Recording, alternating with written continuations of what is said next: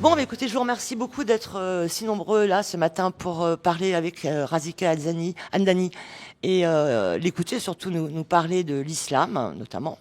Alors après une brève présentation de Razika, ensuite nous aurons une séance de questions-réponses comme d'habitude. Donc Razika, merci d'être là.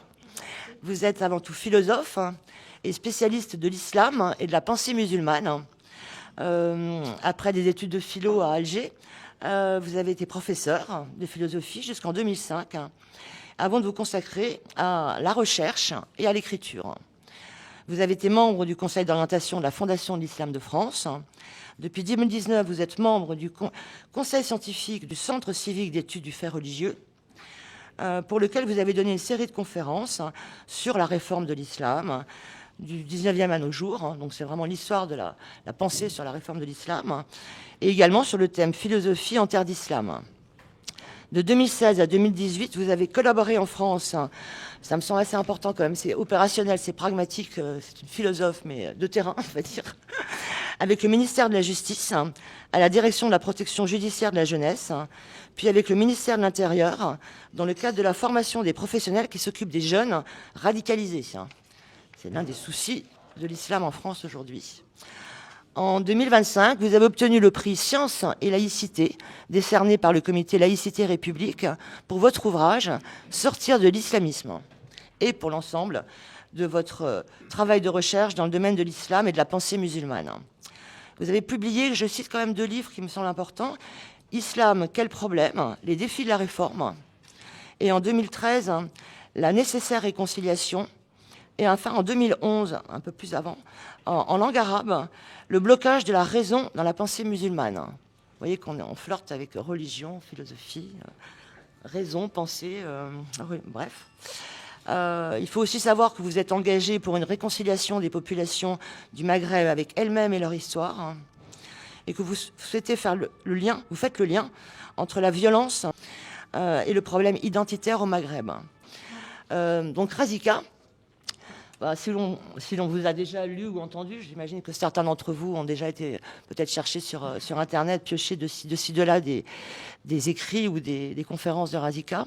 On connaît votre réponse à la question, mais c'est quand même le point central pour lequel nous vous avons invité aujourd'hui, pour débattre utilement avec vous. La question, c'est: faut-il réformer l'islam pour sortir de l'islamisme? Merci. Merci. Ah, j'ai le micro, ok. Bonjour à toutes et à tous. Merci pour votre présence et merci au Club des Vigilants pour leur invitation. Donc, faut-il réformer l'islam pour sortir de l'islamisme? Sortir de l'islamisme est le titre de mon dernier ouvrage qui a été publié en décembre 2024 aux éditions Éric Bonnier. C'est un ouvrage qui s'inscrit dans la continuité de mon travail de recherche et de réflexion dans le domaine de l'islam et de la pensée musulmane. Par pensée musulmane, et tel que je l'ai défini dès mon premier ouvrage, Le blocage de la raison dans la pensée musulmane, je l'ai défini comme étant tout ce que les musulmans ont produit lorsqu'ils ont pris l'islam comme objet d'étude, de réflexion et d'analyse. Autrement dit, la pensée musulmane, c'est tout ce que les musulmans ont produit lorsqu'ils pensent ou ils ont pensé l'islam. La pensée musulmane englobe donc les commentaires, le droit, la pensée juridique qui est très importante en islam, la théologie qu'on appelle en arabe la science du kalam. Ce n'est pas tout à fait correct si on l'a traduit par théologie, mais on ne voit pas comment faire. Donc, la théologie ou la science du kalam. Kalam est un terme arabe qui signifie parole. C'est la science de la parole du Coran, la parole divine. Et enfin, la méthodologie ou les différentes méthodes élaborées par les musulmans dans le domaine de l'interprétation des textes et dans le domaine juridique. Et les musulmans ont donné énormément d'importance à la méthodologie. Dans cette pensée musulmane, on trouve tous les obstacles qui empêchent la réforme de l'islam. Étant donné que l'idée de réformer l'islam à l'époque contemporaine, si je ne parle que de la période du 19e siècle à nos jours, a été posée énormément de fois par les musulmans, par les penseurs musulmans, qu'ils soient musulmans de confession ou seulement de culture. Un des premiers obstacles, tels que moi je l'ai déduit, qui empêche cette réforme de l'islam est la représentation de la pensée dans la pensée musulmane, la pensée créatrice et la pensée rationnelle. La question de la pensée comme source de connaissance, comme source de vérité, est la question fondamentale dans la pensée musulmane. C'est ce que j'ai déduit, étant donné que toutes les analyses que j'ai faites des autres problématiques, qui sont nombreuses, me ramenaient inévitablement à cette question de la pensée comme source de connaissance face à la révélation. Donc, les musulmans se sont posé une question épistémologique importante dès la mort du prophète, même si elle s'est articulée d'une manière plus explicite vers le 8e siècle. Mais elle a été posée dès le départ et la question était de savoir si, en tant que musulmans, ils avaient le droit d'utiliser leur propre pensée comme source de connaissance, comme seconde source de connaissance ou pas. De connaissance ou de vérité, évidemment. Cette question les a divisés en deux positions antagonistes, c'est pour cela qu'on parle de problématique. Celle qui considérait que la pensée devait être une source de connaissance après la révélation, donc la connaissance, la vérité est révélée, mais elle doit être également construite, et ceux qui considéraient que la vérité était révélée et ainsi elle doit être transmise d'une manière fidèle et la pensée n'a pas à intervenir dans le domaine religieux. Vers le XIIe siècle, après de longues controverses, de longues discussions entre les deux positions, évidemment, c'est la position qui a considéré que la vérité est uniquement révélée qui a fini par s'imposer. Elle s'est imposée pour deux raisons. La première, c'est que ceux qui avaient cette position étaient très actifs. La deuxième, évidemment, ils avaient l'aide des politiques, comme toujours. Ils étaient très actifs, ils ont mis en place une théologie, un ensemble de théories, un ensemble de concepts qui avaient tous comme objectif de bloquer la raison créatrice et rationnelle.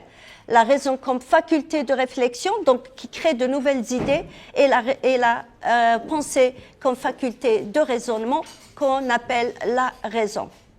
Parmi ces théories, ils ont mis en place la théorie du Coran incréé. Je ne vais pas les développer parce que ça me prendrait beaucoup de temps. La théorie du Coran incréé, la théorie du naql. Naql est un terme arabe. Je l'utilise tel quel parce qu'il est très fort quand on parle de naql, plus fort que terme interprétation littérale, d'une part, et d'autre part parce que l'interprétation littérale a là un autre sens un autre terme, une autre expression dans la langue arabe. Naql est un terme arabe qui signifie prendre et transférer.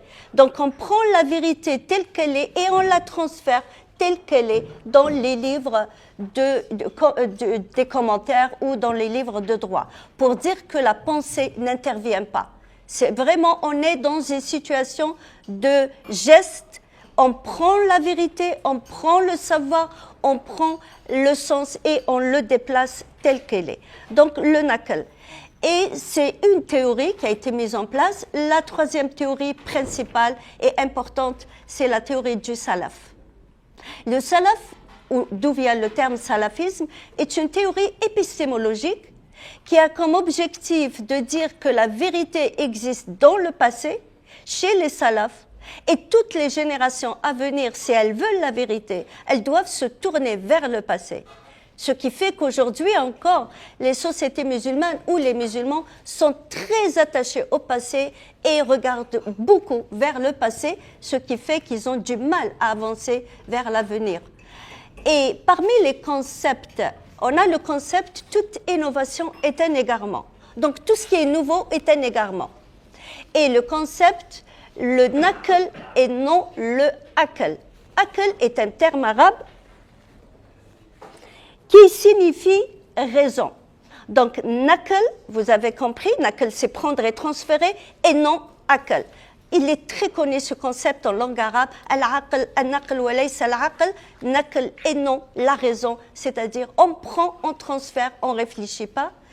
Le troisième, c'est que la religion est une question de cœur et non de raison. Et le quatrième, sans demander comment.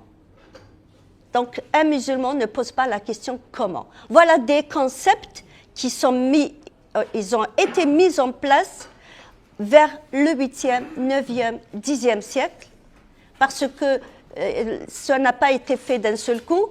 Jusqu'au 12e siècle, cette théologie, avec ses concepts, avec ses théories, s'est mise en place, elle s'est imposée et la pensée rationnelle et créatrice a été bloquée. Le blocage de la pensée rationnelle et créatrice a créé la défaite de la pensée dans le domaine de la pensée musulmane, mais aussi dans la défaite de la civilisation musulmane. C'est là où elle est rentrée dans le déclin, évidemment, étant donné que la pensée est un tout indivisible. Si elle est bloquée dans un domaine, le domaine de la religion, très vite, elle va être bloquée dans les autres domaines. Au 19e, 20e siècle, les musulmans ont connu ce qu'on appelle la période de la Nahda. Nahda est un terme arabe qui signifie se lever ou se relever, et le terme est traduit par Renaissance. Donc, c'était la période de la Renaissance. La période de la Renaissance, de la Nahda, est une période de grandes réformes sociales, politiques et même littéraires, linguistiques, et évidemment une réforme de la religion, étant donné qu'on ne peut pas réformer la politique et la société sans réformer la religion. Donc les acteurs de la Nahda voulaient réformer la religion, mais ils n'ont pas pu, et une des raisons premières de cet échec, c'est qu'ils n'ont pas pu réformer leur regard envers la pensée comme faculté de création et faculté de raisonnement. Et c'est ce qu'on déduit quand on lit les livres de ces écrivains qui défendent la pensée, la réforme de l'islam. Ils terminent toujours à condition que cette pensée ne nuise pas à la religion, cette pensée ne touche pas à tel ou tel domaine. Donc, quand on lit ça, on déduit qu'ils ne peuvent pas réformer l'islam finalement parce qu'ils mettent en dehors de cette réforme tout ce qui pose problème, justement. Donc, comment peut-on réformer si la pensée ne peut pas aborder les questions qui fâchent? Donc, l'impossibilité de réformer leur regard, leur représentation de la pensée créatrice et rationnelle, et j'insiste toujours sur cela, car la pensée qui imite le savoir des anciens, évidemment, celle-là n'a pas été bloquée, bien au contraire. Donc l'impossibilité de réformer leur regard porté sur la pensée créatrice et rationnelle a fait qu'ils n'ont pas pu réformer l'islam. C'est le premier obstacle à la réforme de l'islam. Le second obstacle, tel que moi-même je l'ai déduit, donc là je vous parle de mon propre travail, d'autres peuvent avoir d'autres idées évidemment. Et donc pour moi la deuxième question fondamentale de la pensée musulmane est celle de la nature de l'islam. Qu'est-ce que l'islam? Est-il une spiritualité seulement ou une spiritualité et une organisation sociale? La question est posée toujours aujourd'hui, dès lors qu'on parle de charia, de laïcité. Et la question revient sur le terrain. Mais en réalité, elle a été posée dès la mort du prophète, dès le premier calife. Elle s'est encore exprimée d'une manière plus explicite vers le 8e siècle. Le 8e siècle, on peut dire que c'est à ce moment-là que toutes ces questions se sont bien formulées, même si elles ont des origines bien avant. Donc la question s'est formulée, elle a divisé les musulmans entre ceux qui voulaient que l'islam soit uniquement une spiritualité et ceux qui voulaient que l'islam soit une spiritualité et une organisation sociale. Et cela, c'est évidemment, ce sont les juristes, ce qu'on appelle en arabe les fuqaha, c'est-à-dire les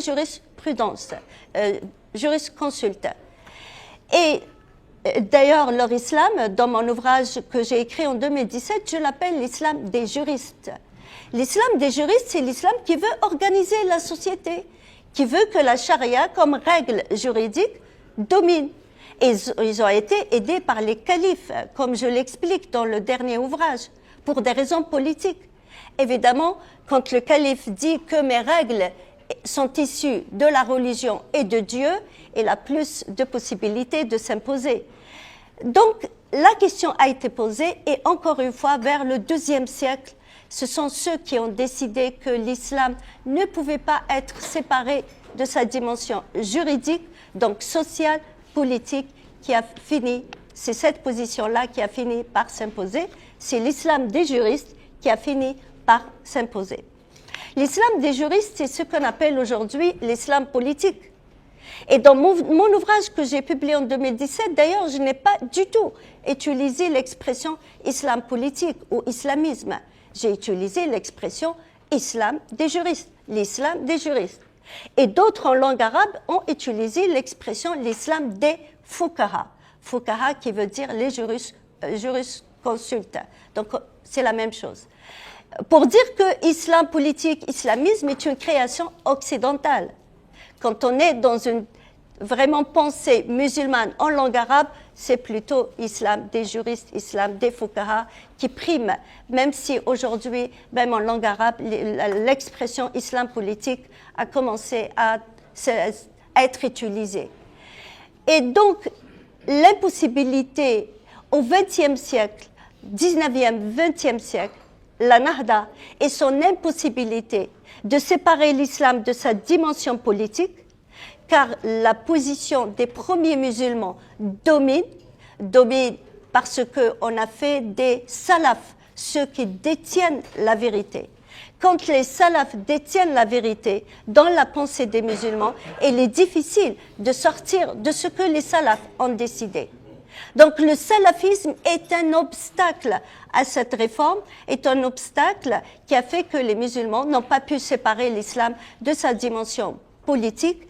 Et évidemment, la période de la Nahda voulait réformer l'État, voulait réformer le droit, voulait moderniser l'État et le droit, mais en dehors d'Atatürk, tous ont déclaré l'islam comme religion de l'État dans leur constitution, ce qui montre qu'ils n'ont pas pu séparer l'islam de sa dimension politique. Pourquoi? On revient à la théologie musulmane et notamment à la théorie du salaf. Les salafs ont décidé que l'islam ne pouvait pas exister sans sa dimension juridique, politique. Donc quand on connaît le poids du salafisme, il est difficile, plus facile de comprendre et d'expliquer cette position. Dans mon ouvrage que j'ai écrit en 2017, et je ne le dis pas dans ce dernier, j'ai parlé des modernistes salafistes. Qui sont-ils, ces modernistes salafistes? Les modernistes salafistes, ce sont des penseurs qu'on trouve beaucoup, notamment dans la littérature arabophone, qui défendent des valeurs modernes. Par exemple, ils défendent l'égalité entre les hommes et les femmes. Ils défendent la démocratie. Mais, comme preuve qu'ils ne se trompent pas, ils vont chercher chez les salafs ce qui prouve le bien fondé de leur position. Donc, ils vont dire finalement, les salafs n'étaient pas contre l'égalité homme-femme. Là, c'est juste un exemple que je donne. Mais ils vont chercher toujours chez les salafs des arguments qui montrent que le fait qu'ils défendent l'égalité ou la démocratie, ils ne sont pas en dehors du savoir des salafs. Il faut donc, ce qu'on déduit par rapport à la question de la vérité, parce que le problème se situe en réalité dans la question de la vérité et de la connaissance. Où se situe la vérité? Est-ce que la vérité est construite ou simplement donnée? Eh bien, pour les musulmans, la vérité est donnée par la révélation. Mais vous avez compris qu'ils ne se sont pas limités à la révélation. Étant donné qu'ils ont interprété les textes coraniques, ils ont mis en place le droit, la théologie, la méthodologie, donc ils ne se sont pas limité à la révélation. Alors, comment on explique cela? D'une part, ils disent, nous, on se limite à la révélation, la vérité est révélée et ainsi elle doit être transmise. De l'autre côté, la pensée musulmane est très riche par tout ce que ces musulmans ont dit, y compris ceux qui étaient contre la pensée comme source de connaissance. Eh bien, ils sont sortis de cette impasse avec la théorie du salafisme notamment. Comment? Ils ont tout simplement dit que les salafs, en réalité, tout ce qu'ils ont fait est le reflet fidèle de la révélation. Donc, ce sont des êtres humains qui ont réfléchi, certes, mais pour refléter fidèlement la vérité révélée. Et ils racontent que ces anciens, ces salafs, Dieu les a dotés de qualités intellectuelles, morales, psychologiques, qui leur permettent de connaître le vrai islam et la vraie vérité révélée. Donc, ce que disent les salafs, c'est ce que dit exactement la vérité, la révélation. Ce qu'on constate, que la vérité a été glissée. Donc, il y a un glissement de la vérité du Coran, qui est considéré normalement en islam comme la parole divine, la parole révélée, c'est le Coran. Mais il y a un glissement du Coran vers les livres des premiers musulmans.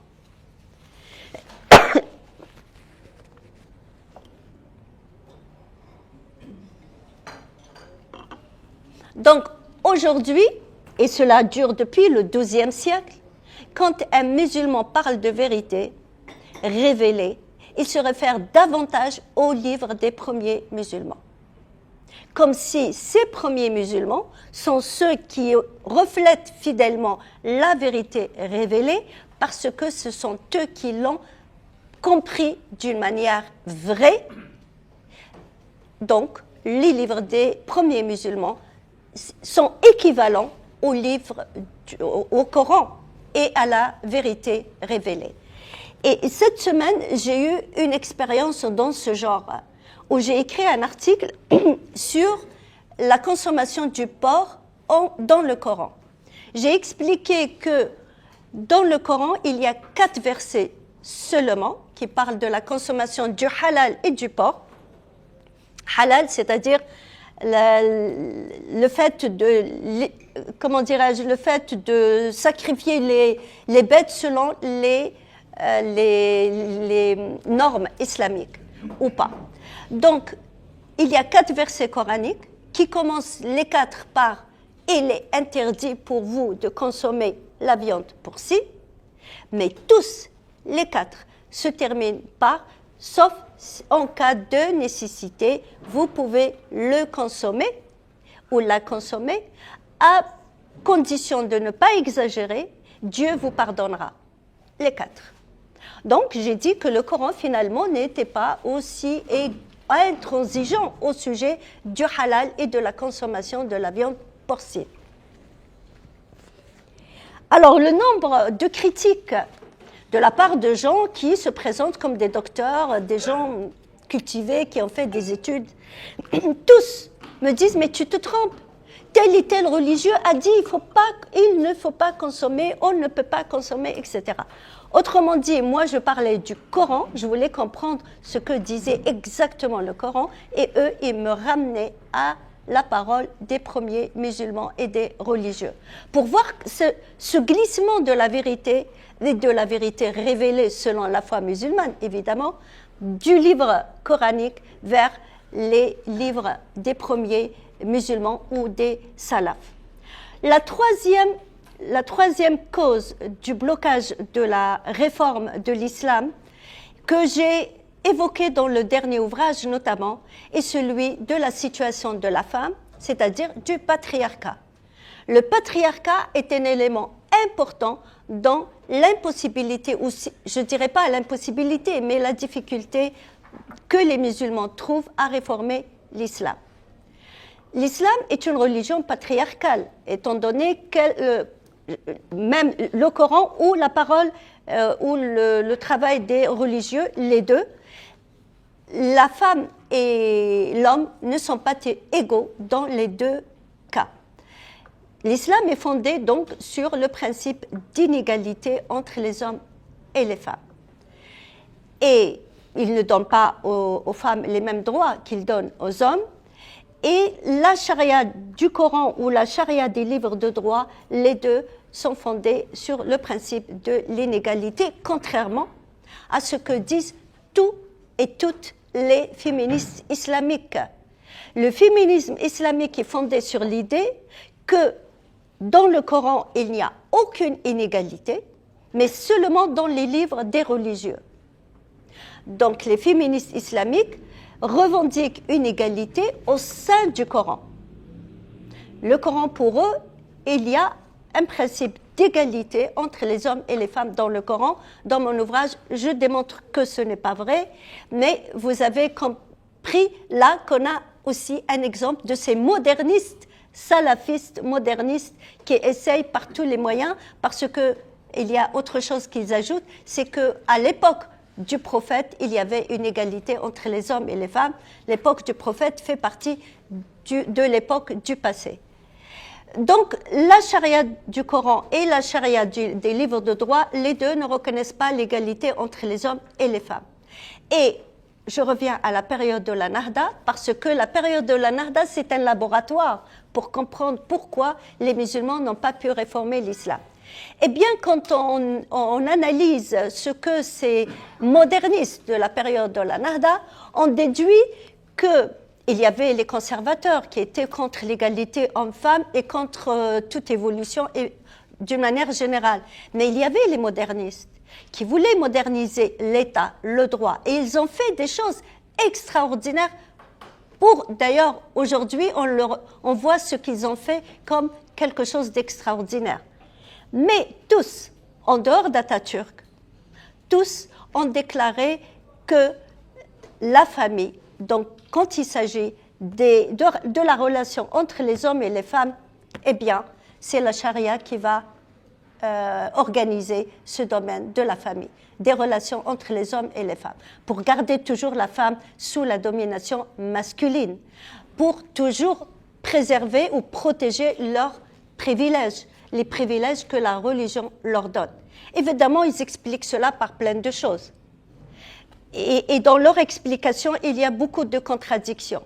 Par exemple, ils font les éloges de la modernité, mais quand il s'agit de la famille, ils vont dire « mais il faut protéger la famille de cette modernité qui risque de créer une dissolution au sein de la famille ». Donc finalement, ils ne sont pas aussi modernistes que cela, d'une part, et d'autre part, évidemment, ils voulaient protéger leurs privilèges, comme je viens de le dire.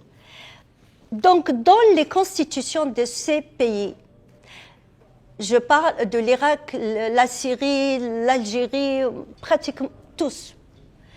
Ils mettent en avant le principe d'égalité, l'égalité de tous les êtres humains, mais ne parlent pas d'égalité entre les hommes et les femmes. Donc, si on analyse leur constitution, l'égalité de tous les êtres humains, l'État n'accepte aucune inégalité, aucune discrimination pour des raisons de langage, de religion, de couleur de peau, point. Ou d'origine, point. C'est-à-dire pas de discrimination pour des raisons de genre. Ils ne l'évoquent pas. Et dans tout leur système juridique, ils soumettent la famille aux règles de la charia. L'Algérie, elle ajoute pas de discrimination pour des raisons de genre, donc les hommes et les femmes sont égaux dans la Constitution, mais je vous parle de la Constitution dès 1963, mais le droit est soumis, le droit de la famille, donc le code de la famille est soumis à la charia. Évidemment, la charia, dans ce droit de la famille, que ce soit en Algérie ou ailleurs, et il y a des éloges qui sont faites à la charia pour protéger la famille et pour préserver les liens familiaux. Ce qui revient à dire que ces modernistes, d'une part, ils défendent la modernité et l'égalité, et de l'autre, ils font les éloges de la charia qui est fondée sur le principe d'inégalité. Donc on voit des contradictions dans leur comportement, dans leur position, Et ce discours les a énormément fragilisés devant les conservateurs et ce qu'on appelle aujourd'hui les islamistes.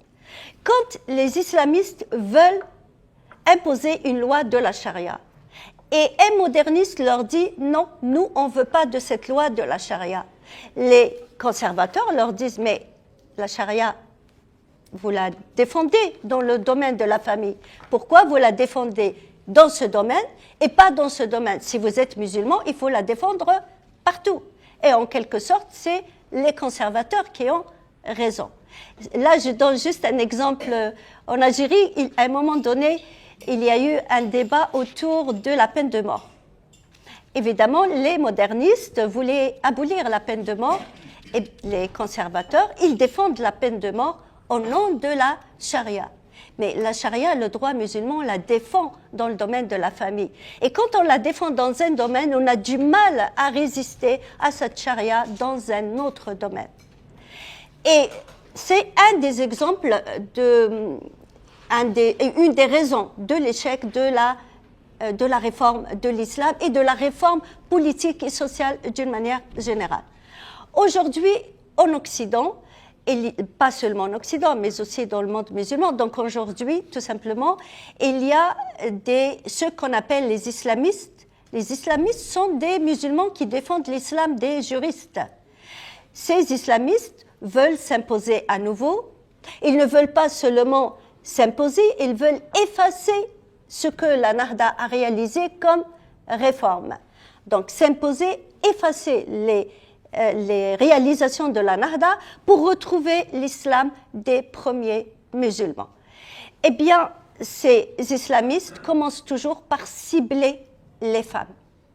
Leur première cible, ce sont toujours les femmes. Pourquoi leur première cible, ce sont toujours les femmes? Une des questions que je me suis posée, eh bien, parce qu'une grande partie des lois de la charia concernent les femmes. 2, parce qu'ils veulent, évidemment, comme je l'ai dit, préserver leurs privilèges. 3, et c'est là le plus important, c'est que avec la charia, ils veulent imposer des règles qui infériorisent les femmes, mais toute règle qui infériorise les femmes valorise l'homme. Eh bien, ils consolent les hommes avec ces règles qui leur donnent un pouvoir sur les femmes et qui font d'eux les maîtres des femmes. Donc, je suis arrivée à développer ce concept de consolation. On console l'homme qui perd, évidemment, dans la charia, il perd sa liberté, autant que les femmes. Lui aussi est soumis à une pression de la part de la religion, tout autant que la femme, mais le fait qu'on fasse de lui le maître de la femme, quelque part, on lui dit, c'est quand même pas mal que tu sois le maître de la femme. Donc, tu n'es pas le maître dehors, tu n'as pas de liberté dehors, mais quand tu rentres chez toi, tu es le maître de ton épouse, de ta femme. Donc, c'est quelque chose quand même qu'il faut accepter comme une contrepartie. Donc, consoler l'homme, lui donner une contrepartie de sa perte de sa propre liberté en étant le maître de la femme. Je trouve que cette idée de consolation explique en grande partie le fait que les hommes dans les sociétés musulmanes acceptent la charia parce qu'elle fait d'eux les maîtres des femmes. Et alors, pourquoi les femmes, elles, acceptent-elles la charia? Parce qu'il y a beaucoup de femmes qui l'acceptent également, et parce que ces femmes, elles aussi, sont consolées. Le principe de la consolation est également utilisé pour soumettre les femmes. Comment on les console? Dans le livre, j'ai donné pas mal de dogmes qu'on utilise pour consoler les femmes. Par exemple, on leur dit qu'avant l'islam, les femmes n'avaient aucun droit, et c'est l'islam qui leur a donné des droits. Pas beaucoup, pas autant que l'homme, mais quand même, c'est pas mal, parce qu'avant l'islam, les femmes n'avaient aucun droit. Évidemment, ce sont des dogmes qui n'ont aucune validité historique, ce sont des idées qui sont totalement fausses, c'est ce que j'explique dans l'ouvrage, mais ce qui nous intéresse, nous, c'est de savoir comment on console également les femmes. Et ça, si vous écoutez les femmes musulmanes, vous allez détecter ces phrases avec lesquelles elles se consolent, qu'elles auront par exemple, Dieu les récompensera le jour du jugement dernier. Elles seront égales aux hommes le jour du jugement dernier. Elles sont égales aux hommes auprès de Dieu. Donc, toutes ces phrases et toute cette culture qui fait que on console la femme du fait qu'elle ne soit pas égale à l'homme dans cette vie, mais on lui dit, tu auras cette égalité dans un autre monde. Et quand j'ai commencé à faire de la recherche pour comprendre quand cela a commencé et comment les premières femmes musulmanes ont réagi aux règles de l'islam quand elles ont commencé à se mettre en place, eh bien, dans les livres des commentateurs, les commentaires du Coran, on va détecter pas mal de choses intéressantes sur la réaction des premières femmes musulmanes, même à l'époque du prophète, où les femmes n'étaient pas d'accord sur les règles que l'islam leur imposait, que le Coran leur imposait. Ce qui montre que les femmes étaient beaucoup plus libres et qu'elles n'avaient pas facilement accepté le patriarcat que leur imposait l'islam dès la période prophétique et qui a commencé après. Parce qu'il y a eu des femmes qui étaient aussi, qui protestaient aussi après la mort du prophète. L'exemple, la petite fille du prophète, par exemple, on raconte qu'elle refusait de porter le voile, par exemple. Donc, les femmes protestaient avant. Alors, quand est-ce que les femmes ont commencé à accepter et se taire? Parce qu'à un certain moment, il n'y avait plus de protestation et qu'on est arrivé à les enfermer à la maison et elles étaient complètement écartées de la vie sociale et politique, mais elles ne réagissaient pas. Quand cela a commencé, pour moi, cela a commencé lorsque la pensée créatrice et rationnelle a été en défaite, la révélation est devenue la seule source de vérité, donc la révélation qui fait de l'homme un être supérieur et la femme un être supérieur, les femmes ne pouvaient plus la protester cette inégalité, étant donné que la révélation est devenue la seule source de vérité. Et il y a aussi le fait que la vérité a fait un glissement des livres du Coran vers les livres des religieux, et les religieux étaient plus misogynes que le Coran lui-même. Quand on analyse ce que dit le Coran au sujet de la femme et ce que disent les religieux, eh bien, les religieux sont beaucoup plus misogynes, ils sont dans ce système patriarcal beaucoup plus intransigeants, et ils ont ajouté énormément de règles très misogynes qui n'existent pas dans le Coran. Je vais vous donner un exemple. Par exemple, il y a un verset coranique qui dit aux femmes du prophète, restez à la maison. Ô femmes du prophète, restez chez vous. Mais juste un verset avant ce verset, il dit les femmes du prophète ne sont pas comme les autres femmes. Donc, cette règle concerne les femmes du prophète et les femmes du prophète ne sont pas comme les autres femmes. Donc, cette règle ne concerne pas les autres femmes. Cette règle est obsolète dans ce cas après la mort des femmes du prophète. Si on suit exactement le Coran, eh bien, les religieux ont décidé que cette règle devait s'élargir à toutes les femmes. Bien que le Coran leur dise, mais les femmes du prophète ne sont pas comme toutes les autres femmes. On voit là comment les religieux sont plus misogynes. Et la même chose pour le voile, par exemple. Il n'y a aucune mention aux cheveux de la femme dans le Coran, ou qui dit que la femme doit couvrir sa chevelure dans le Coran. Pourtant, cela existe dans les livres des religieux. Or, les livres des religieux sont présentés comme ceux qui détiennent la vérité et qui reflètent la vérité divine. Et voilà comment le glissement a été fait et comment il est difficile de réagir à cela sans un travail au sein de la pensée musulmane. Le plus gros problème des modernistes et des réformistes, si je peux les appeler ainsi, la première, c'est leur incapacité à libérer la pensée créatrice et rationnelle.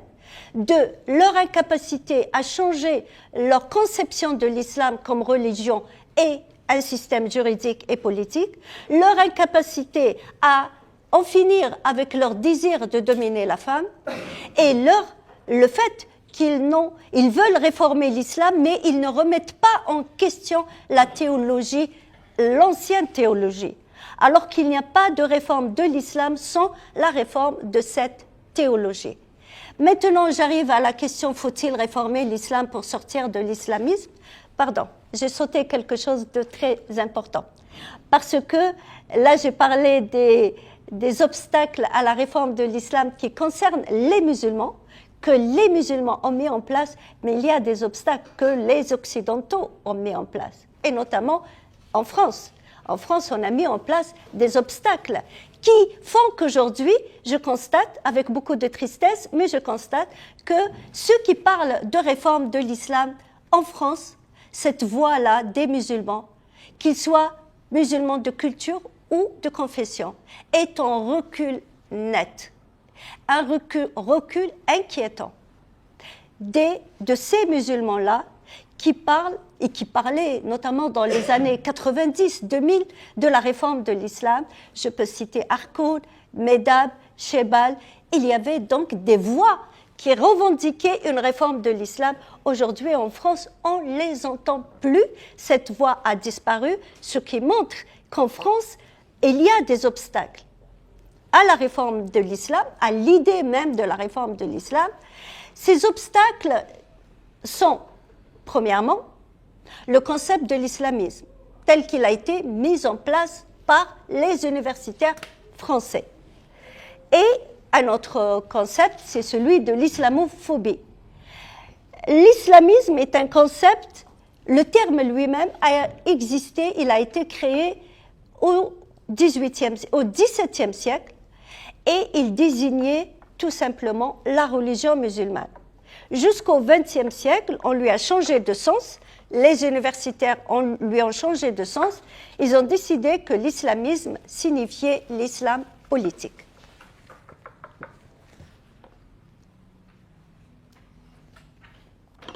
C'est ainsi que je l'utilise dans mon ouvrage. Quand je dis sortir de l'islamisme, c'est sortir de l'islam politique. Cependant, les universitaires, et c'est là l'erreur, les universitaires ont décidé que cet islam politique était un mouvement contemporain, qui est né avec la création des frères musulmans, donc qui n'a rien à voir avec l'islam.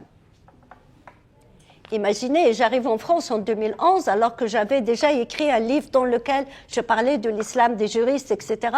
J'arrive en France et on me dit, non, l'islam politique est un mouvement contemporain. Et qu'on l'appelle l'islamisme. Ok, j'ai entendu parler évidemment du terme islamisme, je l'ai lu notamment dans les anciens livres, mais il désignait l'islam. Et après, il a commencé à être utilisé dans la presse algérienne comme islam politique, mais on n'a jamais dit que l'islam politique n'avait rien à voir avec l'islam. On arrive en France, première chose, je me heurte à ce concept où on me dit « mais l'islam politique n'a rien à voir avec l'islam ». Et on a commencé à nous imposer un discours. Si vous parlez de l'islamisme, il faut dire que c'est l'islamisme et non pas l'islam. Mais évidemment, je ne pouvais pas faire ça. Premièrement, historiquement, c'est quelque chose de faux. L'islam politique a commencé à la période de Médine, lorsque le prophète est parti vivre à Médine. Et l'idée a été consolidée après un débat entre les musulmans sur la nature de l'islam. Et donc, il n'a pas commencé à l'époque contemporaine. Mais tous les universitaires français, à partir du début des années 1980, affirment que l'islamisme n'a rien à voir avec l'islam. J'ai commencé à réagir dans la presse, dans les conférences, etc., à cette erreur historique énorme.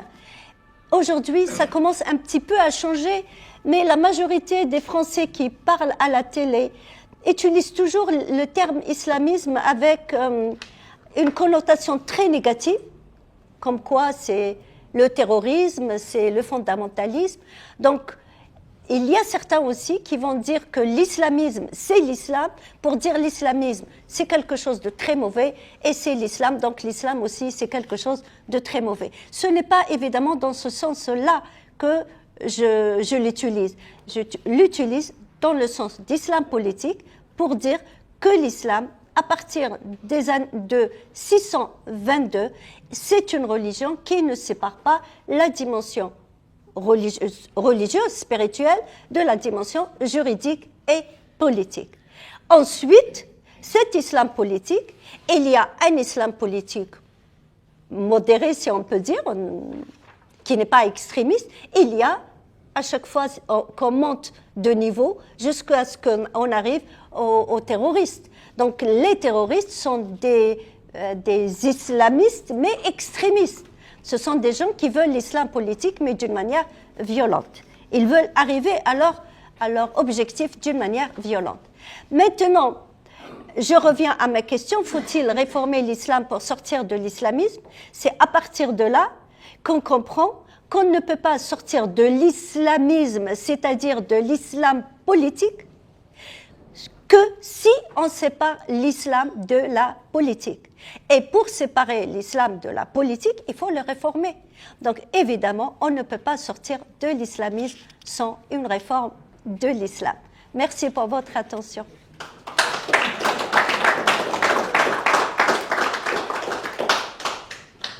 Madame, je tiens à vous remercier infiniment pour cette approche tellement pédagogique et utile de ces questions. Et je suis professeur de droit et je suis un peu inquiet de la faible connaissance du monde arabo-musulman et de la religion musulmane par les professeurs de droit en France notamment. Il y a eu des chaires de droit musulman, mais j'ai le sentiment qu'en aucun cas nous n'avons pu en tirer des éléments de compréhension et de dialogue avec nos amis du monde musulman. Est-ce que vous avez le sentiment que la chose peut changer, que vous avez une influence des contacts avec mes collègues? Je suis très inquiet de cette absence de progrès dans le domaine de l'analyse. Merci pour votre question. Personnellement, le dernier article que j'ai écrit sur la consommation de la viande porcine m'a un peu inquiétée parce que ceux qui ont réagi, c'était des universitaires. Et la majorité, juste pour me dire, mais tu te trompes complètement. Et là, ils n'ont même pas essayé de lire d'ailleurs mon article. Tu te trompes, ce n'est pas comme ça, ce n'est pas ce que dit tel et tel religieux. Donc non, le manque de curiosité est flagrant. Et à chaque fois, je leur dis, est-ce que vous avez lu au moins le texte? Est-ce que je vous parle du Coran et vous me parlez des religieux? Il y a une différence. Et quand même, je parle du Coran, répondez-moi au sujet du Coran. Après, on peut parler d'autres choses si vous voulez. Mais il y a une forme d'incapacité à se remettre en question déjà. Et le salafisme qui est là comme une chape sur l'esprit des musulmans, ce qui montre que la problématique de la pensée comme source de connaissance est très, très posée, même en France.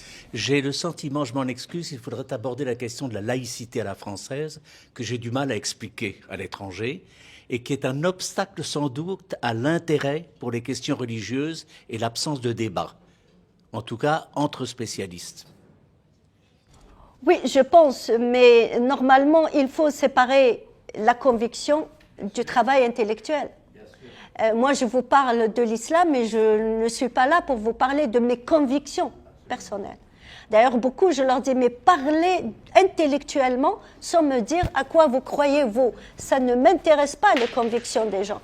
Mais on peut parler de religion sur le plan intellectuel.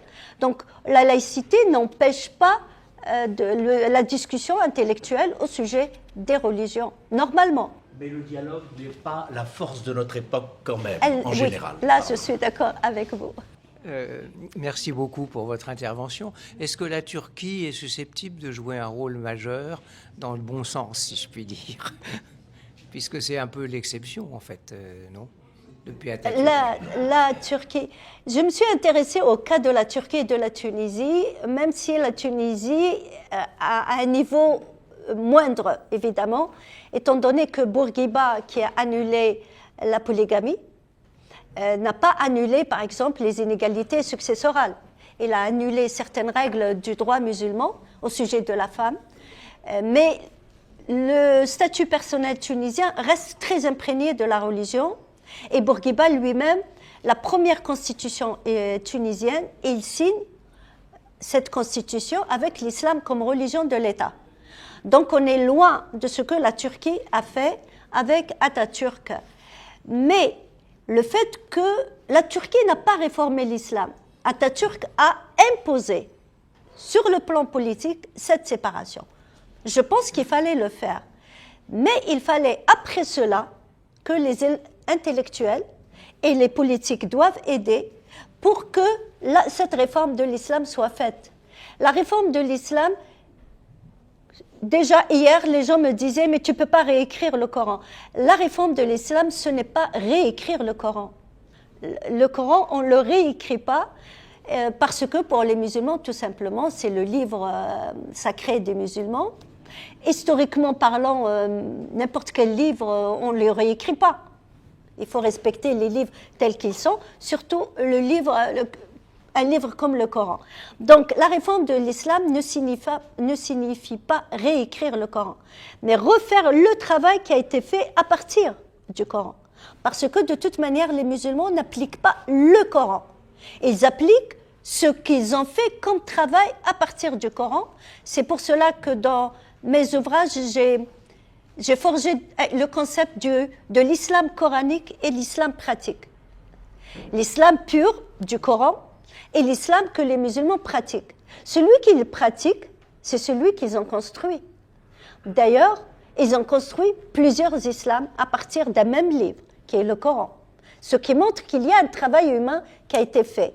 Donc il faut refaire ce travail pour construire un autre islam, pour que la laïcité turque ou autres réformes puissent pouvoir tenir face au retour du religieux. Mais malheureusement, ce que je constate en Turquie, c'est le contraire, qui est vrai aujourd'hui. J'ai un article que vous pouvez lire dans le Figaro où je parle d'Erdogan ou la revanche des conservateurs. Erdogan lui-même représente cette revanche des conservateurs. Mais il faut savoir que Atatürk a été énormément attaqué par les conservateurs musulmans dans tout le monde musulman, et on a été soumis à ce discours dès notre jeune âge, comme quoi Atatürk a commis une grande erreur, etc., etc. Donc déjà, du côté de l'opinion publique, Atatürk a été vraiment beaucoup attaqué, comme c'est le cas de la pensée libre, qui a été accusée comme étant une pensée qui menace l'islam. Donc je pense que cette réforme de l'islam est nécessaire pour soutenir les réformes politiques. Et c'est les politiques qui doivent aussi soutenir la réforme de l'islam. Je ne pense pas qu'elle puisse je ne parle pas de la France, qui est un pays laïque. Je parle de l'islam en général, surtout dans les pays musulmans. Si la politique ne s'engage pas dans cette réforme de l'islam, elle ne se fera pas, évidemment. Bonjour madame, je vous remercie pour votre conférence qui éclaire beaucoup de choses en ce qui me concerne. Mais vous avez mentionné au plan historique l'importance du débat qu'il y a eu au XIIe siècle, qui a fait que c'est la partie révélée qui a pris le pas sur la partie de la raison ou de la recherche scientifique, on peut dire. Je voudrais savoir quel a été le rôle de l'islam en Andalousie à l'époque. Est-ce qu'elle a joué un rôle particulier dans ce débat? Et comment ça s'est tranché, ce débat, en fait? Il n'y a pas eu de violence ni de guerre. Ça s'est passé par l'influence, je ne sais pas. Et le débat, au départ, c'était un débat intellectuel entre les différentes positions et qui se faisait même au sein de la cour des califes.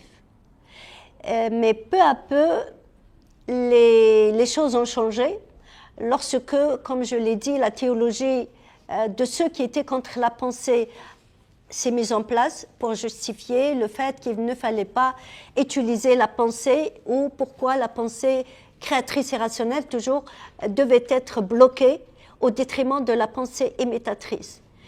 Et les choses se sont faites parce que les politiques se sont mêlés, comme Al-Mutawakkil qui a régné vers la fin du IXe siècle, Il a fermé les écoles, par exemple, de philosophie, parce qu'il a considéré que la raison, la raison, était étrangère à l'islam, importée des Grecs, et qu'elle n'avait rien à faire en islam, et qu'elle était même dangereuse pour l'islam. Parce que dans la pensée musulmane, il y avait la pensée et la raison. La pensée comme faculté de réflexion qui produit de nouvelles idées, et c'est elle qui a produit plusieurs islams, sinon on aurait eu un seul islam, et la raison qui a été introduite par les Mu'tazilites un peu plus tard, vers le 8e siècle. Les Mu'tazilites, ils ont commencé, eux, à dire on utilise la pensée, mais il faut l'utiliser d'une manière juste. Et d'une manière juste, c'est respecter les règles de la rationalité, la non-contradiction par exemple. Et cette raison a été attaquée comme étant une raison qui est une méthode de la philosophie. La philosophie est étrangère à l'islam, donc on arrête avec la raison. Et c'est là où ils ont mis le concept naql et non aql. Aql veut dire raison, et qui est très connu. Aujourd'hui encore, il y a des musulmans qui me le rappellent, hein, quand je parle de la réforme, on m'écrit, mais c'est le naql et non le aql. Encore aujourd'hui, on est au XXIe siècle. Pour dire qu'un musulman ne doit pas raisonner. Les choses se sont faites avec l'aide des politiques, doucement, mais il y avait quand même des répressions. Hein. J'ai acheté un livre, je me rappelle, au début des années 2000,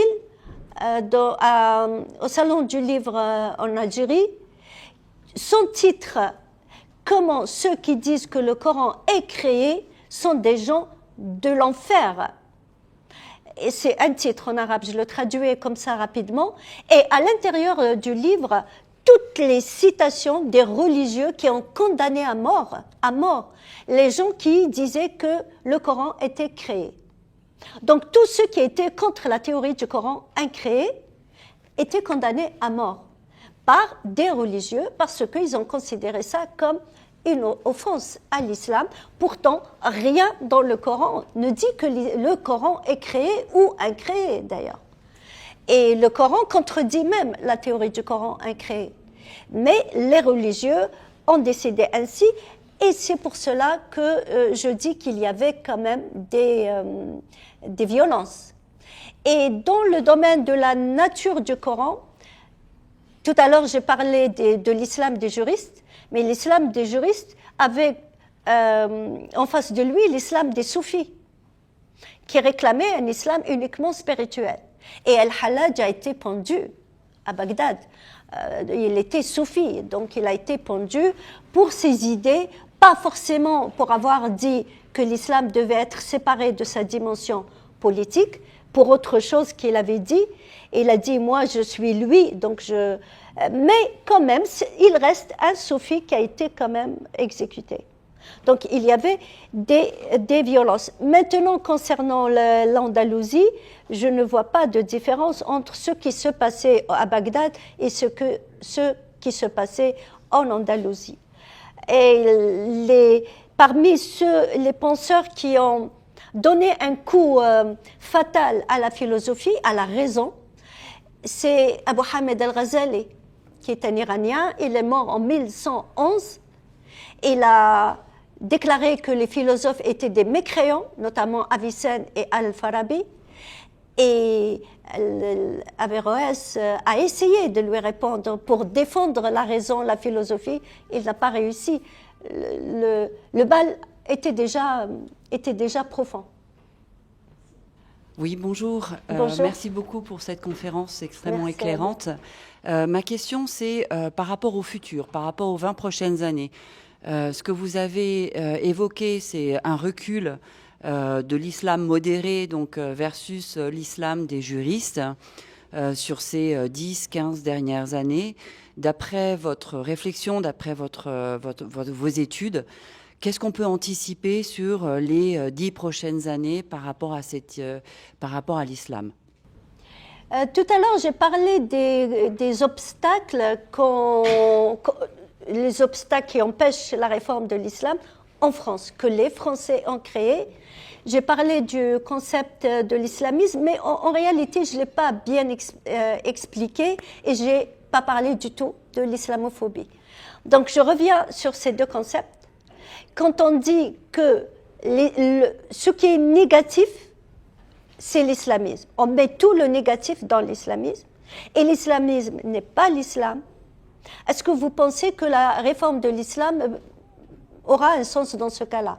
Si tous les problèmes concernent l'islamisme, et si l'islamisme n'est pas l'islam, pourquoi réformer l'islam s'il ne pose aucun problème? Vous voyez comment c'est un obstacle à la réforme de l'islam. Et je l'ai répété plusieurs fois. Attention à ce concept.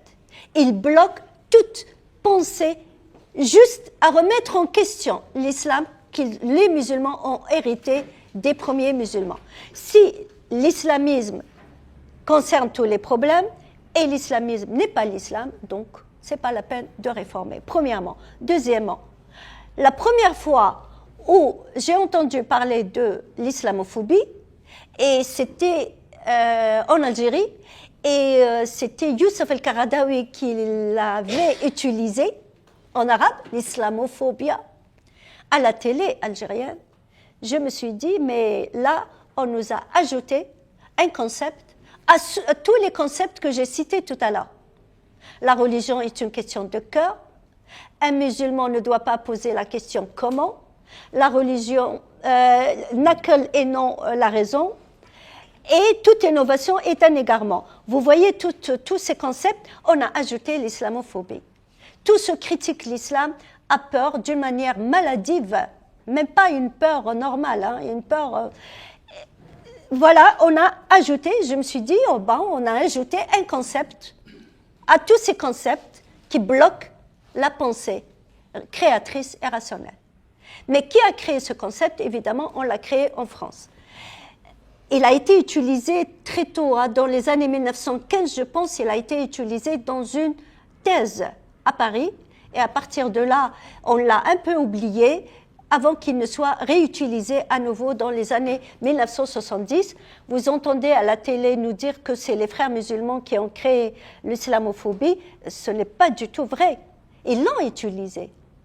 Ils l'ont utilisé énormément, mais ce n'est pas les frères musulmans qui ont créé le concept de l'islamophobie. Évidemment, pour les années à venir, si on n'arrive pas à écarter ces obstacles, l'obstacle d'abord de l'islamisme comme islam politique qui n'a rien à voir avec l'islam, il faut écarter ces obstacles, l'obstacle de l'islamophobie. On peut parler des musulmans qui peuvent avoir des problèmes, qui peuvent se sentir pas aimés s'ils ont ce sentiment, pourquoi pas, on peut discuter de cela, mais l'islam comme religion ne peut pas être protégé de la critique et de la critique est celle qui mène à la réforme, donc de la réforme. Il faut d'abord accepter de pouvoir la critiquer. Et donc, enlever ces obstacles, les obstacles que les musulmans eux-mêmes ont mis en place, mais qui sont liés en réalité. Hein. Tous ces obstacles sont liés. Donc, l'obstacle de la pensée créatrice, la pensée qui résonne, la pensée qui est libre, parce que la pensée créatrice est une pensée libre. Évidemment, il faut réhabiliter la pensée libre qui est capable de raisonner et qui est capable de créer de nouvelles idées. Il faut aussi savoir que l'islam est constitué de deux parties, une partie politique et une partie spirituelle. À un certain moment, elles étaient liées. Il n'y a rien qui empêcherait ou qui empêche qu'elles soient séparées. La preuve qu'on peut les séparer, c'est que dans le Coran, il y a énormément de règles juridiques qui existent dans le Coran que les musulmans ne pratiquent pas. Ils ne les pratiquent pas. Pourquoi ces règles ne sont pas pratiquées sans que cela ne pose problème? Et d'autres règles se présentent comme des règles qui doivent être impérativement pratiquées. J'ai donné pas mal d'exemples dans le livre, mais je peux vous donner un exemple. C'est le verset 105 de la sourate 5, qui dit « Ô vous les croyants, il ne vous nuira point celui qui s'est égaré si vous, vous êtes sur le bon chemin. » Donc si vous êtes sur le bon chemin, ne vous inquiétez pas de l'autre s'il est égaré. Pour moi, ce verset est extraordinaire parce qu'il appelle au respect de la liberté individuelle. Or, il n'est pas pratiqué par les musulmans. Il n'est pratiqué nulle part dans les sociétés musulmanes. Et évidemment, j'en ai parlé déjà dans le livre « La nécessaire réconciliation » parce que j'ai parlé beaucoup du regard que le musulman porte sur l'autre. Et ensuite, je voulais savoir pourquoi il n'est pas pratiqué. Je suis tombée sur un livre écrit au XVIe siècle par un Égyptien qui s'appelle Suyuti. Il explique clairement que ce verset ne peut pas être appliqué. Il est aboli. Aboli. En arabe, on dit mansour. Il est aboli, abrogé. Pourquoi? Parce qu'il contredit un autre verset qui dit « Ô les musulmans, vous êtes la meilleure communauté, vous appelez au bien et vous dénoncez le mal. » Si vous êtes obligé d'appeler au bien et de dénoncer le mal, vous ne pouvez pas dire que l'autre, c'est sa liberté individuelle et je dois la respecter. Donc ils ont fait des choix finalement. Ils n'ont pas appliqué tous les versets, ils ont fait des choix, ils ont décidé d'appliquer certains versets et de négliger d'autres. L'idée même de négliger des versets qui ont des recommandations juridiques et morales, si on peut les abroger, si les musulmans les ont déjà abrogés, on peut abroger toutes les règles qui concernent la société et les règles juridiques. Est-ce que mon raisonnement est clair? Si on a abrogé certaines règles, pourquoi ne pas abroger les autres? Et dans le livre, je dis qu'il y a des règles qui ont une portée universelle, comme celui que je viens de citer, le respect de la liberté individuelle de l'autre. C'est celle-ci qu'on doit respecter, ces règles qui ont une portée universelle. De toute manière, je ne dis rien de nouveau sur ce sujet. Les Mu'tazilites, déjà au 8e, 9e siècle, ils l'ont dit, différemment, mais ils l'ont dit, lorsqu'ils ont dit que le Coran appelle à la justice et il met en avant la justice divine. Alors, il faut respecter la justice comme principe universel et non pas s'occuper des détails. Les règles qui sont des détails, que l'homme doit épouser 4 femmes et tout. Ça, c'est des détails qui concernaient la société du 7e siècle. Un musulman doit s'intéresser aux valeurs générales.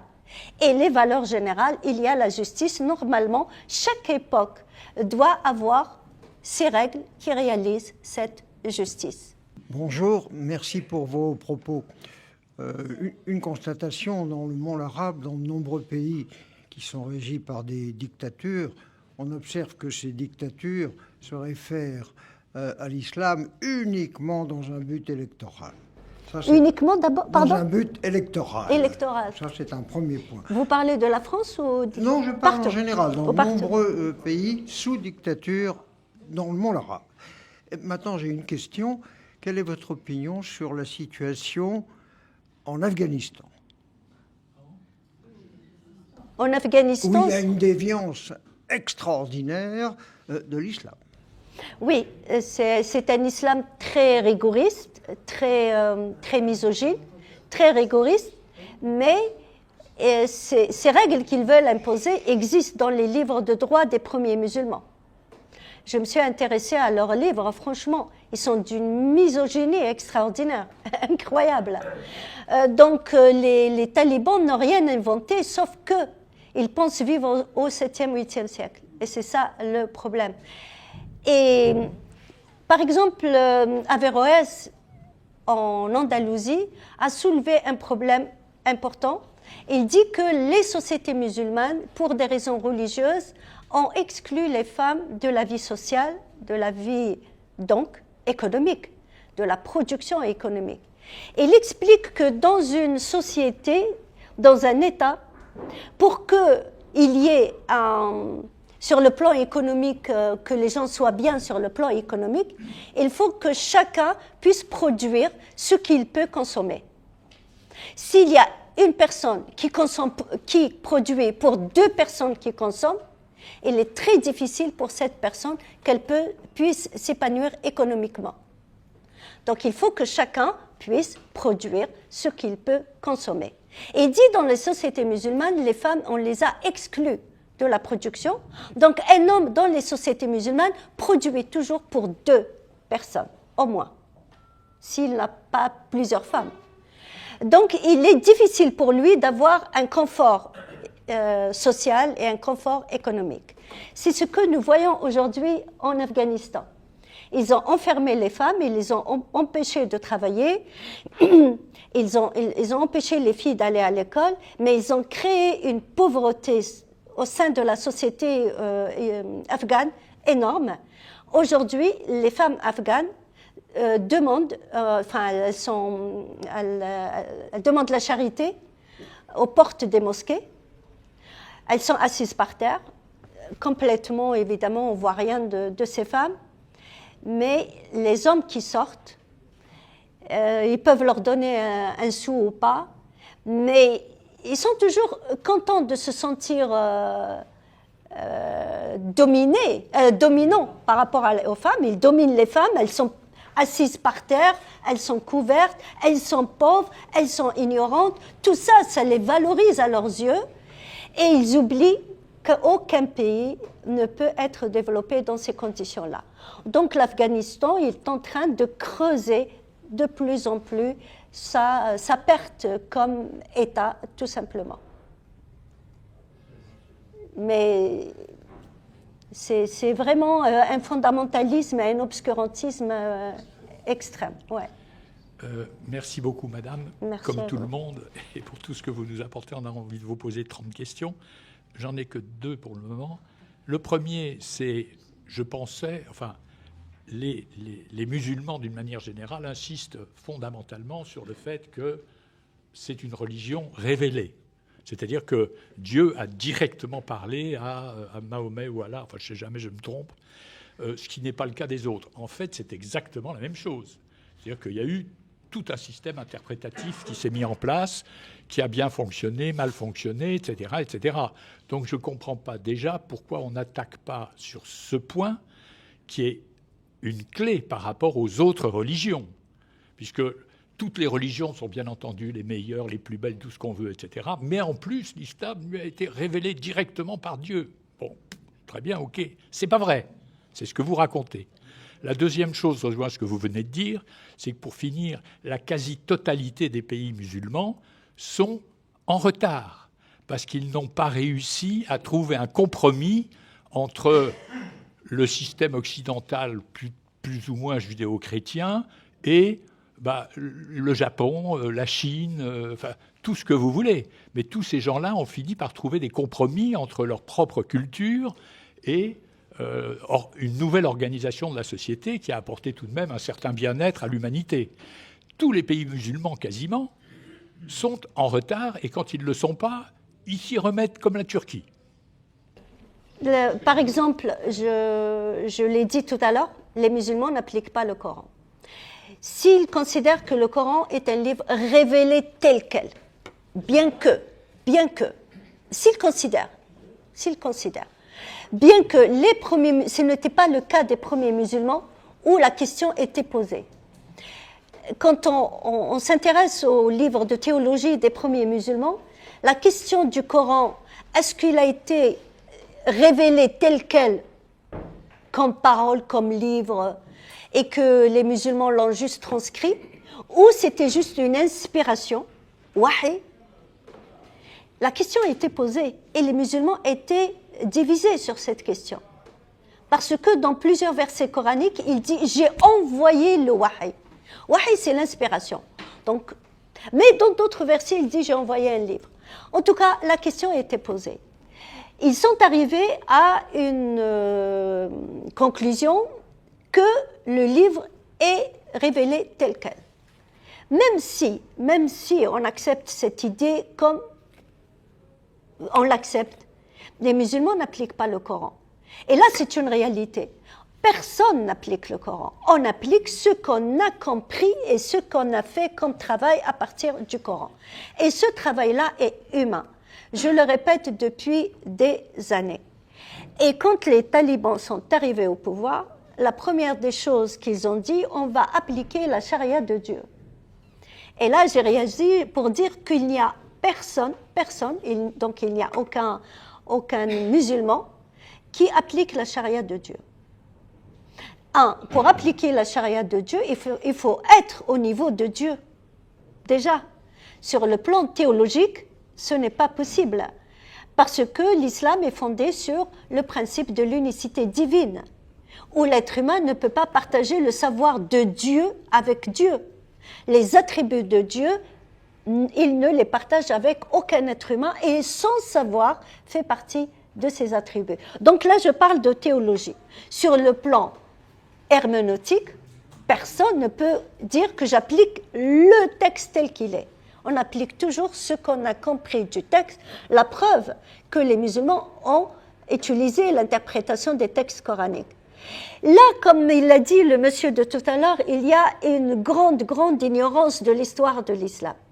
Parce que les premiers siècles, et même à l'instant même où le prophète est mort, la question de l'interprétation était posée. En arabe tafsir, est-ce qu'on a le droit d'interpréter ou pas? Certains ont dit on n'a pas le droit d'interpréter, parce que toute interprétation sera une parole humaine.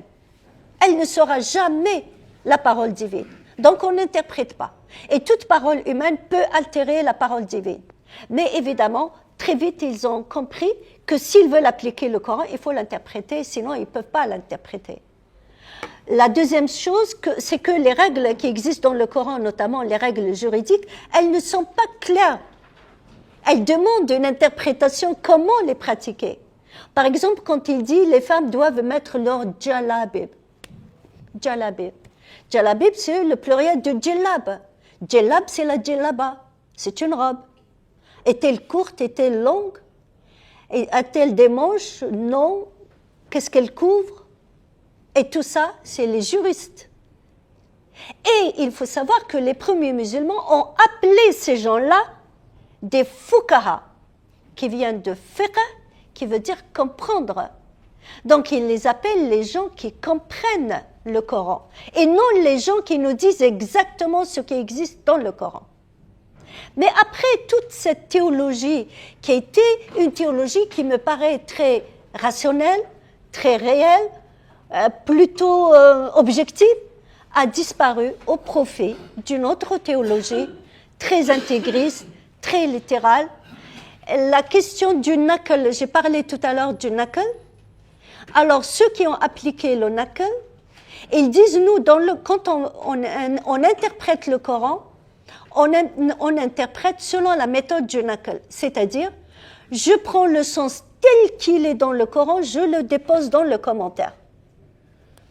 Dans mon livre que j'ai écrit en 2017, j'ai fait toute une critique de ce discours. La pensée humaine n'est pas un appareil photo. Elle ne peut pas photographier un sens et le déplacer. Un sens ne se déplace pas. Un sens, il rentre dans notre esprit, on le comprend, on l'interprète, on le ressort différemment, on le ressort toujours imprégné dans notre culture, dans notre savoir, dans notre psychologie, etc. Donc le naql est une illusion, c'est ce que je dis dans ce dernier livre. Le naql est une illusion, c'est un mensonge. Le naql n'existe pas dans la réalité. Mais pour pouvoir faire face à cela, à toute, je dirais, cette méconnaissance et le fait que le discours intégriste, c'est celui qui domine, il faut énormément d'efforts. Et je constate malheureusement qu'en France, je parle des médias aujourd'hui en France, soit ils mettent en avant, là je parle de la gauche, ils vont mettre en avant tous ceux qui vont vous dire l'islamisme n'a rien à voir avec l'islam, tout va bien, on n'aime pas les musulmans, c'est l'islamophobie. C'est un discours qui n'apporte rien de bien dans le domaine de la culture et du savoir, soit c'est la droite qui va mettre en avant ceux qui vont dire l'islam c'est nul, il faut le jeter, on n'a rien à faire avec, c'est mauvais, et voilà. Donc, mais le discours juste intellectuel qui permet aux gens de comprendre et tout, ce discours-là, on ne l'entend pas. Alors, sur les réseaux, tout le monde en parle. Et généralement, c'est plutôt le discours intégriste, fondamentaliste qui prime, ou c'est des gens qui n'ont pas beaucoup de connaissances, qui essayent comme ça de tâtonner. Et là, on est dans une phase très, très mauvaise. Je pense que l'islam en France est en grande difficulté à cause de la gauche, la droite, qui ne lui permettent pas d'être connu et compris. Je parle là des musulmans de France, hein, sans parler des autres. Peut-être un peu de formation des journalistes aussi.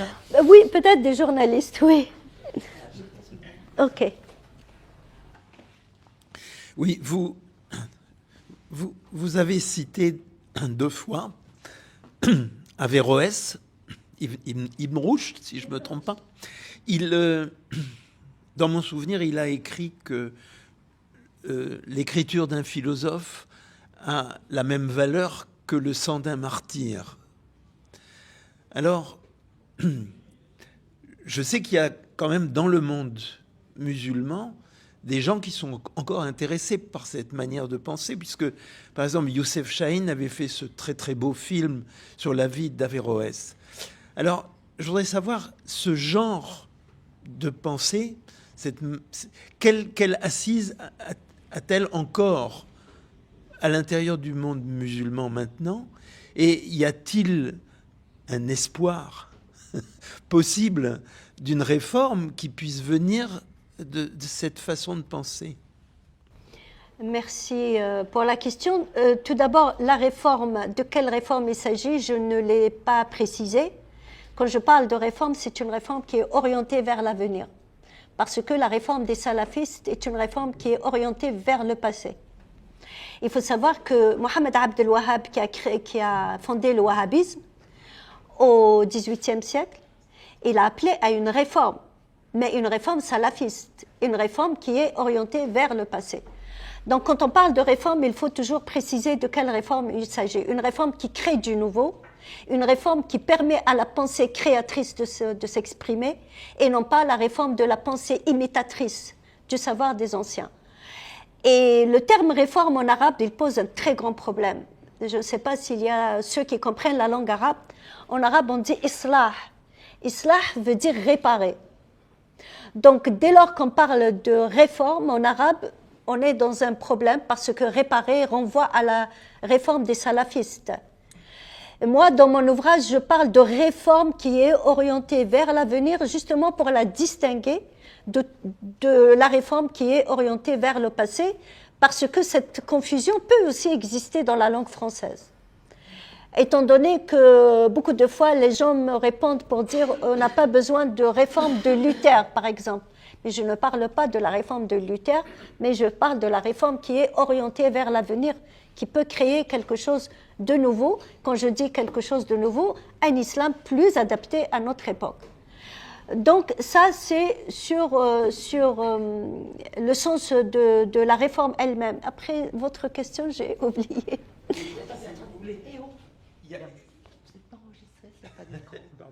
Mais ma question, c'était, disons, cette manière de penser qui dit que la philosophie a autant de poids que le sang d'un martyr. Hein, on voit qu'il y a quand même... Youssef Chahine, je donnais cet exemple, a fait ce très très beau film. Quel poids peut-il avoir dans le monde actuel pour mener justement vers une réforme qui tende vers l'avenir, ouais. Comme ce que vous... Je pense qu'Averroès, si je parle des conservateurs, il n'est pas aimé par les conservateurs. Donc il n'est pas cité. C'est plutôt Abu Hamid el-Ghazali qui est cité. Si vous tapez sur YouTube, le nombre de vidéos qui sont faites au sujet de Abu Hamid el-Ghazali, c'est énorme. Averroès, c'est vrai qu'en Occident notamment, il est beaucoup aimé, etc. Mais dans le monde musulman, les conservateurs ne l'aiment pas. D'ailleurs, celui qui l'a réhabilité dans le monde musulman, c'est Farah Antoun, qui est un chrétien libanais. Et après, évidemment, qu'il soit reconnu en Occident. Je parle du monde musulman. Maintenant, Averroès, c'est la philosophie. Averroès voulait défendre la philosophie parce que, justement, Abu Hamid al-Ghazali a écrit qu'il est mort en 1111, alors qu'Averroès est mort en 1198. Donc, Abu Hamid al-Ghazali, qui est un Iranien, a écrit un livre qu'il a intitulé « Les incohérences des philosophes ».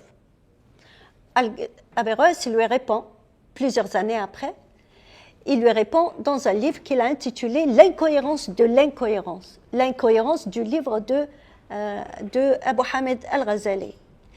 Mais personnellement, je ne pense pas que Ibn Rushd a vraiment défendu la pensée créatrice et la raison libre.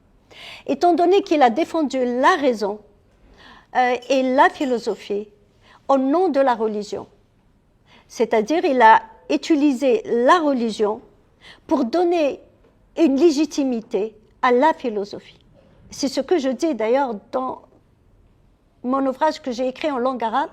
Je dis Averroès a une responsabilité dans le fait qu'il lui-même n'a pas pu réhabiliter la philosophie parce qu'il l'a mise sous la tutelle de la religion. Pour lui, la religion appelle au raisonnement, donc la philosophie est permise. Il suffit que le religieux lui dise non, non, en religion, elle n'est pas permise. Il a donné, il a mis la pensée libre et la philosophie sous la tutelle de la religion. Et là, ça ne marche pas. Il faut les séparer. D'ailleurs, c'est ce qu'on a vu en Occident. Il y avait des débats entre la pensée, la raison et la foi, comme en islam, mais on a fini par les séparer. Alors qu'en islam, il y a eu un débat, on a fini par mettre la religion au-dessus de